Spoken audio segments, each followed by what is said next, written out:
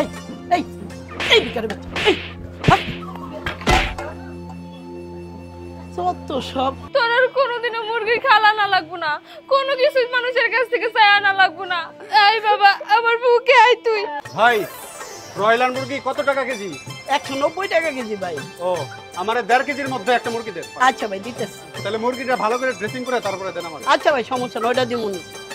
Sir, আপনারা তো মুরগির চামড়া ফালায় দেন, ওই মুরগির চামড়া আমার দোয়া যাইব না। কি, তুমি মুরগির চামড়া নিবে? হ্যাঁ স্যার। এই এই এই ভিখারি বাচ্চা, এই হাট। যত সব। আরে ভাই, আপনি ছেলেটাকে এইভাবে মারলেন কেন? আরে ভাই কোয়েন না, এই ভিখারিকে জন্য দোকান করাই কষ্ট হয়ে গেছে। যখনই যে কাস্টমার আসে আমার গলা দিয়ে আমার চামড়া দিয়ে কম দেখি, আমরা একটা বিরক্তিকর পরিবেশে আছি। ঠিক আছে, আপনি আমার মুরগিটা তাড়াতাড়ি। আচ্ছা, দিতেছি আপনার। ভাই, একটু তাড়াতাড়ি করেন।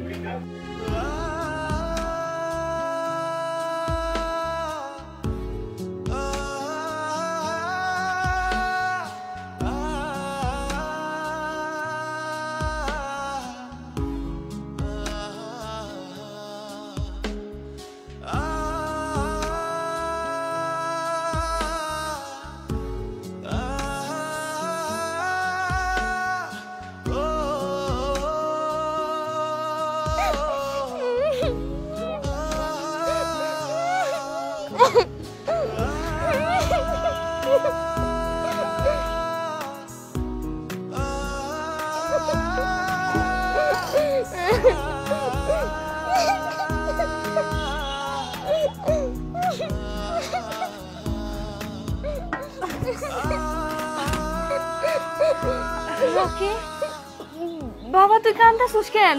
মা, তুমি এদিন কইছিলা না মুরগির গোশত খাইবে, আমি পরে ওই মুরগিওয়ালা দোকানদারের কাছে গেছি, পরে দেখি একটা স্যার মুরগি কিনতেছে।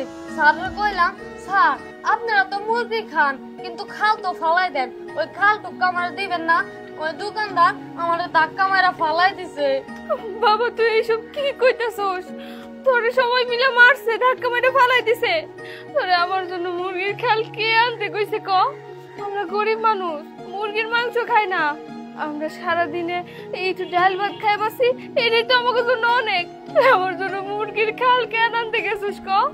আজকে যদি তোর বাপটা বসে থাকতো তাহলে কি তোর এরকম করে এত কষ্ট করা লাগতো?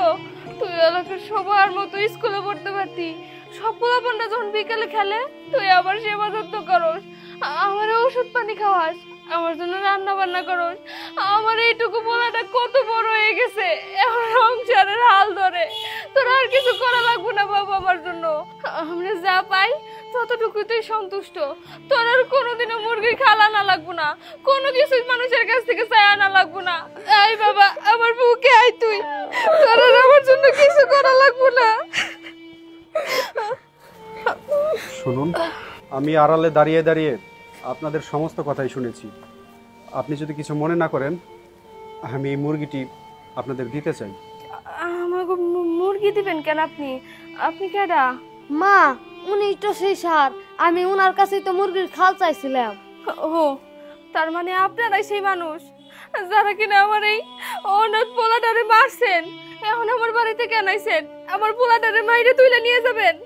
আমি অসুস্থ মানুষ, আমার শেষ সম্বল আমার এই পোলাটাই। আমার শেষ সম্বলটুকু আমার কাছ থেকে কাইরে নেওয়ার জন্য আসছেন? মা, উনি তো সেই লোক না, উনি তো আমার মারে নাই, ওই মুরগিওয়ালা দোকানদার মারছে আমারে। উনি তো একজন ভালো মানুষ। আসলে এইটুকু বয়সে আপনার ছেলে এইভাবে রাস্তায় রাস্তায় ভিক্ষা করে বেড়াচ্ছে, সেটা দেখে আমার খুবই কষ্ট লাগলো। এই বয়সে তো ওর পড়াশোনা করার কথা, কিন্তু সেটা না করে ও সংসারের দায়িত্ব কাঁধে তুলে নিয়েছে। আর আমার যেটা মনে হচ্ছে আপনি খুবই অসুস্থ, আপনি কোনো টেনশন করবেন না, আমি আপনার চিকিৎসার ব্যবস্থা করে দেব। সেই সাথে আপনার ছেলেকে ভালো একটা স্কুলেও ভর্তি করে দেব, ও পড়াশোনা করবে। কি কইতেছেন ভাই? আপনি আমার চিকিৎসার ব্যবস্থা করবেন? আমার পোলাটারে স্কুলে ভর্তি করে দিবেন? আমি কি সত্যি শুনতেছি?